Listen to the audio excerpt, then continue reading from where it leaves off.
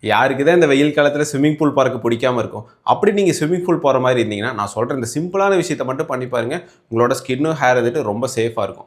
First நீங்க போற swimming pool வந்துட்டு ரொம்ப ஹைஜீனிக்கா இருக்கா? அடிக்கடி வாட்டர் சேஞ்ச் பண்றாங்களா? அப்படின்னு நல்லா பார்த்துக்கோங்க. அதுக்கப்புறம் நீங்க குளிக்க போறக்கு முன்னாடி உங்களோட தலைக்கு வந்துட்டு நல்ல ஸ்விம்மிங் கேப் போட்டுக்கோங்க. ஏன்னா, அந்த தண்ணீல நெறைய குளோரின் கலக்குவாங்க. அப்புறம் வந்து காப்பர் சல்ஃபேட் வந்துட்டு ஆல்கே ஃபார்ம் ஆகாம இருக்கறதுக்கு நெறைய கலக்குவாங்க.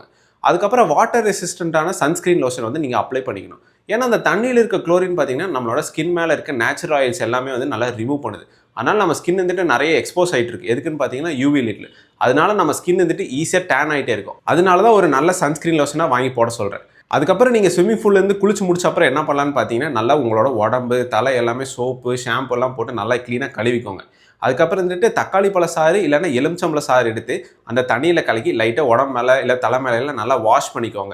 இது பண்றனால என்ன ஆகும்னு பார்த்தீங்கன்னா, அந்த காப்பர் சல்ஃபேட்னால நம்ம ஹேருக்கு வர டேமேஜ், அப்புறம் வந்து குளோரினால நம்ம ஸ்கின்னுக்கு வர டேமேஜ் எல்லாமே நம்ம கம்மி பண்ண முடியும். இன்கேஸ் உங்களுக்கு வந்து குளிச்சு முடிச்ச அப்புறம் உடம்பு ஃபுல்லா ரேஷஸ் வந்துச்சுன்னா, அந்த ரேஷஸ் மேல என்ன பண்ணலாம்னு பார்த்தீங்கன்னா, சின்னதா ஐஸ் எடுத்துட்டு அப்ளை பண்ணிக்கணும். அது கூட வந்துட்டு நம்ம என்ன பண்ணலாம்னா, ஆலோவேரா வந்துட்டு அந்த ஸ்கின் மேல அப்ளை பண்ணிக்கலாம். இல்லன்னா வந்துட்டு கோல்டான தயிர் அப்ளை பண்ணலாம். இது மாரி பண்றனால அந்த ரேஷஸ் வந்துட்டு நல்லா படிப்படியா குறைஞ்சிட்டே வரும். இந்த இன்ஃபர்மேஷன் யூஸ்ஃபுல்லா இருந்துச்சுன்னா, உங்களோட ஃப்ரெண்ட்ஸ் அண்ட் ஃபேமிலிஸ்க்கு கண்டிப்பா ஷேர் பண்ணுங்க.